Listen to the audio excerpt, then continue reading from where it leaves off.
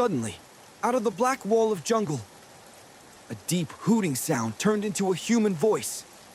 My dead squad leader's voice. Calvin, come on out here, buddy. My blood froze. Then it stepped into the moonlight, 6 feet tall, reddish fur dripping with rain and blood, black soulless eyes locked on mine.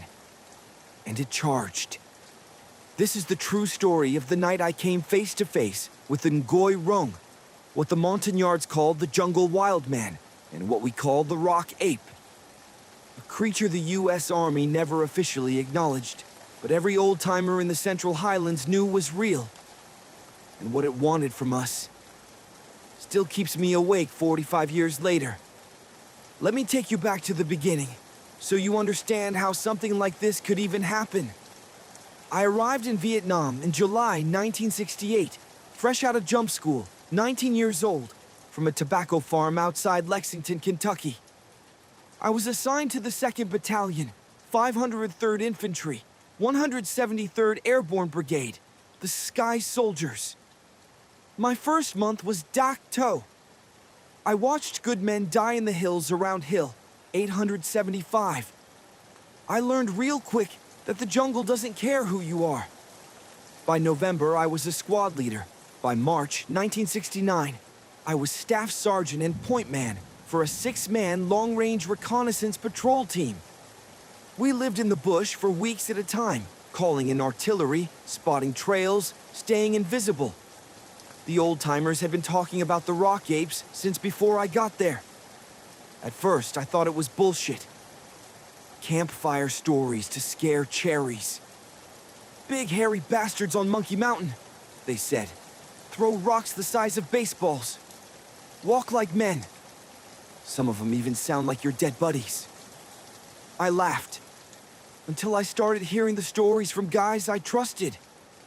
In late February, a patrol from Charlie Company came back missing 2 men. They found their boots standing upright on a trail, socks still inside, perfectly laced. No blood, no drag marks, just gone. The lieutenant wrote, "Possible VC ambush." The Montagnard Kit Carson scout with them just shook his head and whispered, "Ngoy Rung, they take the lost ones." Then came the rocks. Small things at first. A patrol would report stones landing near their position at night. Not pebbles, baseball-sized, thrown hard enough to break radios or crack helmets. Never any muzzle flashes. Never any bodies. Command called it monkeys. But we all knew the monkeys in the highlands were small and scared of humans. These rocks came from high ground, always at night, always when we were most vulnerable. I had my first personal sighting from the air in mid-March. We were flying resupply in a Huey over the An Lao Valley. Down in a small clearing, I saw 3 dark shapes moving upright through the tall grass. Too tall for gibbons, too coordinated for anything I'd ever seen. One stopped, looked straight up at our bird, and hurled a rock that whistled past the skid maybe 20 feet below us. The pilot banked hard and said over the intercom, "Monkey my ass, Sarge." That was the day the fear started to settle in my gut. Our mission that April was standard LRRP, insert by Huey. 12 clicks west of Pleiku, observe a suspected trail junction near the Cambodian border, call in artillery on anything that moved, and get extracted in 72 hours. 6 men, me, Ramirez, Gomez, Kowalski, Hayes, and Doc Miller. Routine. Until the second night. We had set up a tight night defensive position on a small finger ridge overlooking the valley. Triple canopy, pouring rain, visibility 0. I was on watch at 0200 when the rocks started. First one landed 10 feet to my right. Then another bounced off my rucksack. Then a third slammed into the mud right next to Ramirez's head. He woke up whispering, "Sarge!" What the hell? Before I could answer, the jungle exploded. Something big crashed through the underbrush 30 meters out. It stopped at the edge of our claymores. Moonlight broke through the canopy for maybe 2 seconds, and I saw it clearly. 5.5 to 6 feet tall, thick reddish-brown fur soaked black with rain, shoulders wider than any man, arms hanging low. Its face was almost human. Flat nose, heavy brow ridge, mouth full of yellow fangs. But the eyes, completely black. No whites, no reflection. Just voids. It opened its mouth and made a sound I will never forget. A low rumbling hoot that slowly turned into Sergeant Lewis's voice. My dead squad leader from Dacto. Exact Alabama drawl. Calvin, come on out here, buddy. We miss you. Ramirez pissed himself. I keyed the radio. Contact! Unknown! Not Victor Charlie. The thing stepped forward, picked up a rock the size of a softball with one hand, and hurled it like a major league pitcher. It cracked a tree trunk behind me. Then it charged. I opened up on full auto. 20 rounds stitched across its chest. Fur and blood sprayed everywhere. It should have dropped. It didn't. It kept coming, roaring now, in a voice that mixed Lewis's laugh with Vietnamese women screaming from the villages we'd burned months earlier. The whole team was up, firing. M16s, grenades, even Doc Miller emptying his .45. The creature grabbed Ramirez by the web gear, lifted him like a rag doll, and slammed him against a tree. I heard his ribs snap. I charged with my bayonet. We collided like two trains.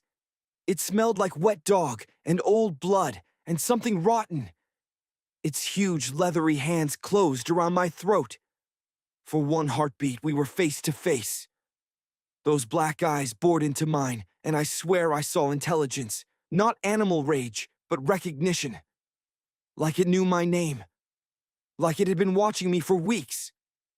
I jammed the bayonet up under its ribs as hard as I could. It howled, a sound that shook water off every leaf and threw me 10 feet through the air. I hit the ground, tasted blood. The fight lasted maybe 4 minutes that felt like 4 hours. When it finally retreated into the black wall of jungle, it left a trail of dark blood and one perfect human-sized footprint in the mud. Except the toes were too long, too spread, like fingers. We dragged Ramirez back to the emergency LZ at first light. He was alive, but barely. 3 broken ribs, deep claw marks across his chest that looked like they spelled Vietnamese characters. We were extracted under fire from what command later called possible NVA sappers in ape suits. We all knew better. Back at Firebase Pony, the real horror began. Debrief was a circus. The major wrote it off as hostile action.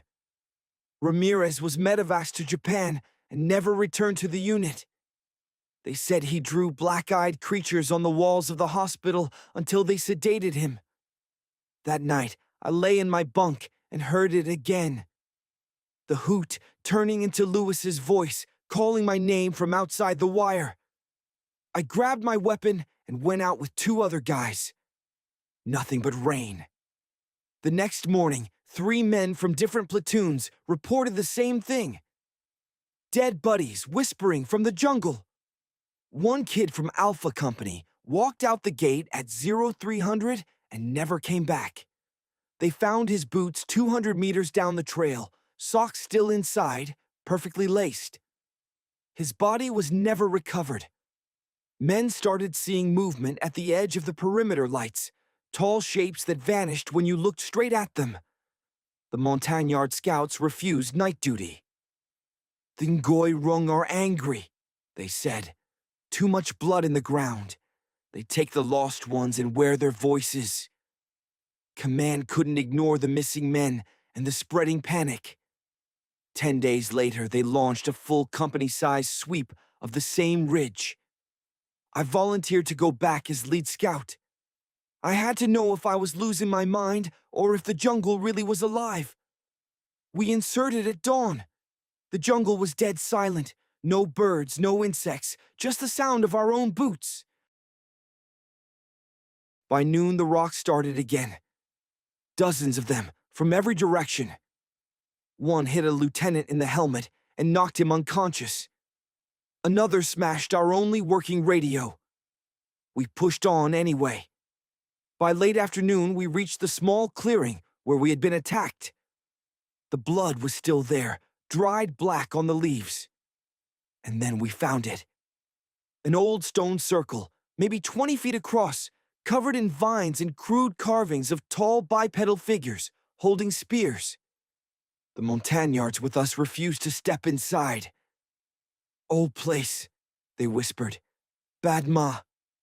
Very old." That's when the second attack came. This time there were at least 5 of them.